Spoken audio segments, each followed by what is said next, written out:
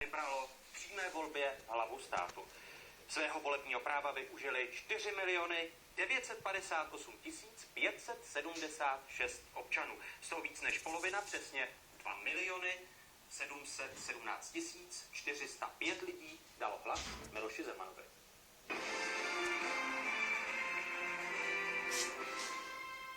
Miloš Zeman, vítěz historicky první přímé volby prezidenta v České republice. Host dnešního volebního večera. Hezký dobrý večer. Dobrý večer. Při příchodu do studia jste říkal, že teď následuje měsíc oddychu a měsíc odpočinku. Myslel jste to vážně? Samozřejmě, že ano, protože já plně respektuji, že prezident, který byl zvolen v předchozím funkčním období, má toto svoje funkční období vyčerpat až do poslední mrtě. Ale to samozřejmě neznamená, že budu odpočívat celý měsíc, pane Moravče.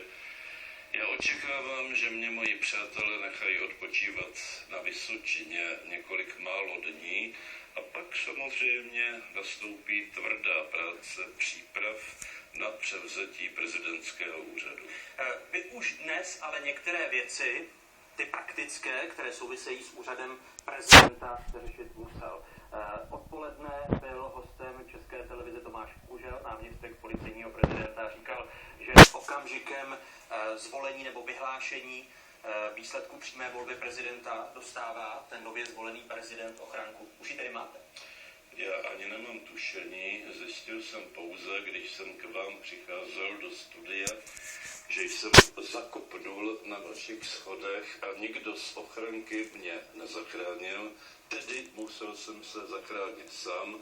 Na rozdíl od Fidela Castra, pane Moravče, jsem neupadnul a neskončil v nemocnici, ale jako na první začátek práce této ochranky to není zrovna nejslavnější. Čím především jste podle vás přesvědčil většinu voličů, kteří ve druhém kole přímé volby prezidenta vám dali hlas? Já vás překvapím. Myslím si, že jedním z podstatných faktorů, proč jsem zvítězil já a nikoli Karel Schwarzenberg, byla Schwarzenbergova podpora českých médií. Zdá se vám to divné, není-liž pravda? Vy se nepřeceňujete vliv médií? No, právě naopak. Já se vám to pokusím při vašem vzdělání, jak říkával Vlasta Burian, vysvětlit. Podívejte se, česká média vedla tak vlezlou, tak manipulativní, tak nechutnou mediální masáž, že já znám řadu příkladů, kdy lidé, kteří chtěli původně volit Karla Schwarzenberga, volili mě. Podívejte se, v normální společnosti jsou média objektivní, to znamená vyvážená a nestranná, říkají, tento kandidát má tyto přednosti, tento kandidát má tyto nedostatky. No a české deníky typu Mladé fronty nebo Lidových novin publikovali prohlášení svých šéfredaktorů ve prospěch jednoho konkrétního kandidáta. Já bych to odsuzoval, kdyby například deník Právo publikoval prohlášení šéfredaktora v můj prospěch, protože by to nebylo profesionální. Čili onen zoufalý amatérismus českých médií paradoxně přispěl k neúspěchu Karla Schwarzenberga. Není to, že si projektujete do této teze, kdy podle vašeho názoru vám tištěná média pomohla k vítězství v prezidentské volbě, svůj vztah k novinářům, který dlouhodobě je problematický? Podíváme-li se na vaše výroky, na vulgarismy, které používáte vůči novinářům v České republice? Tak podívejte se, v každém případě platí, že lidé se dělí do dvou skupin. Lidé, kteří sebou nechají manipulovat a jsou jakési loutky, v tomto případě zejména loutky médií, a lidé, kteří přemýšlejí vlastní hlavou. A jestliže se někým snažíte manipulovat, tak ten člověk se urazí, ten člověk se naštve. a ten člověk řekne, budu volit přesně naopak, než mě doporučují média. Vy přece víte, pane Moravče, pokud si občas zalistujete papírovými médii, o internetových nemluvně, že 90% českých médií vystupovalo proti mně. A jestliže jsem tyto volby poměrně výrazným procentem vyhrál, tak je to podle mého názoru důkaz, že česká média zdaleka nemají, díky bohu, v naší společnosti ten význam, který o sobě předstírají, že mají. A který možná přisuzujete vy politici, protože jste politikem, jste nově zvolenou hlavou státu České republiky. Říkáte výrazné vítězství.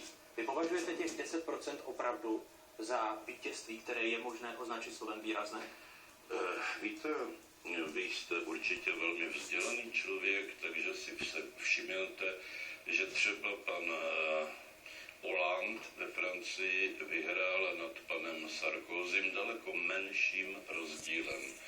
Ve svobodných, tajných volbách 10% rozdíl je opravdu výrazné vítězství, ale já bych chtěl říct si jednu věc. Chtěl bych pozdravit voliče Karla Schwarzenberga a chtěl bych jim bez jakéhokoliv pokrytectví poděkovat za to, že k těm volbám šli, i když volili mého protikandidáta. Protože oni tím prokázali svoje aktivní občanství touto volební účastí. Oni prokázali, že jim jde o tuto zemi, o tuto společnost. A těm 40% chtěl bych udělat něco pro to, aby těch 40%, na které jste mě se ptal, za 5 let mého mandátu, až se bude volit nový prezident, k těm volbám šlo. Protože to znechucení politikou, a to se jim budu snažit vždy říkat, je znechucení naprosto konkrétními politiky, naprosto konkrétními lidmi, nikoli politikou obecně. Částečně podaří přispět k tomu, aby lidé více věřili politice, pak budu spokojen, že jsem svůj mandát naplnil. To budete muset dokázat především slovy, respektive činy a naplněním vašich slovy, naplněním vašich málo. Budu muset dokázat činy. Krásně jste se přeřekl, pane Moravče, je to freudovské, vás, budu to muset dokázat činy. Je to freudovské přeřeknutí, které ukazuje, co činí politici, že jenom slibují. Takže už si do vás já projektuji vztah k politikům. Vy na té své odpolední tiskové konferenci jste mluvil o tom, že kampaň byl zápas Sparty se Slavií a teď je čas nastoupit za národní tým. Podívejme se na výsledky exkluzivního sociologického šetření agentury Stemmark pro Českou televizi pro dnešní slavnostní volební den a podívejme se na to, jaké jsou obavy právě druhého manšaftu, tedy obavy voličů Karla Schwarzenberga, když vy jste stal prezidentem. Většina z nich se bojí, že s vámi na Pražském hradě přijde špatná reprezentace České republiky v zahraničí a na druhém místě je upřednostňování konkrétních politických stran. Když chcete teď si jakou garanci dáte voličům Karla Schwarzenberga, kteří se bojí, že zhoršíte reprezentaci České republiky v zahraničí a budete upřednostňovat konkrétní politické strany? Dobře, tak začněme tím prvním. Prosím vás pěkně, já byl 2 roky předseda parlamentu a 4 roky předseda vlády. A absolvoval jsem za toto 6leté období mnoho desítek zahraničních návštěv a samozřejmě i přijetí zahraničních delegací v České republice.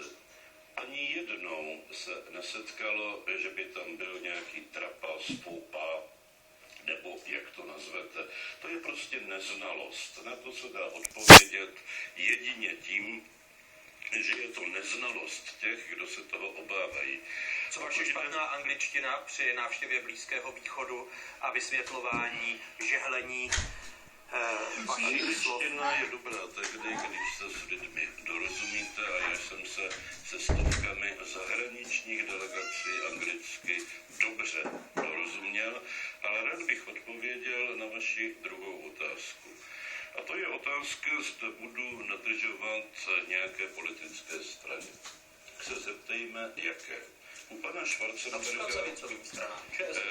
Schwarzenberga, kdyby vyhrál volby, tak by to bylo jasné. Je to předseda 09, to znamená předseda vládní strany, tak tam toto podezření bylo zcela na místě.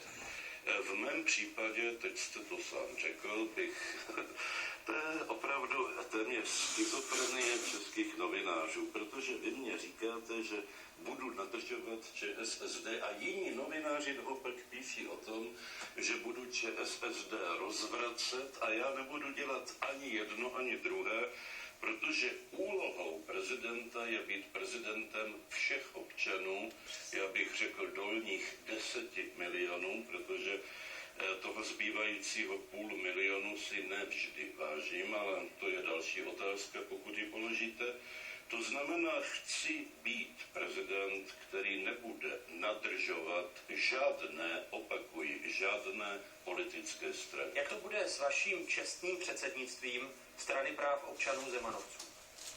Čestný předseda je člověk, který nemá žádný vliv na chod reálné strany. Nebudete se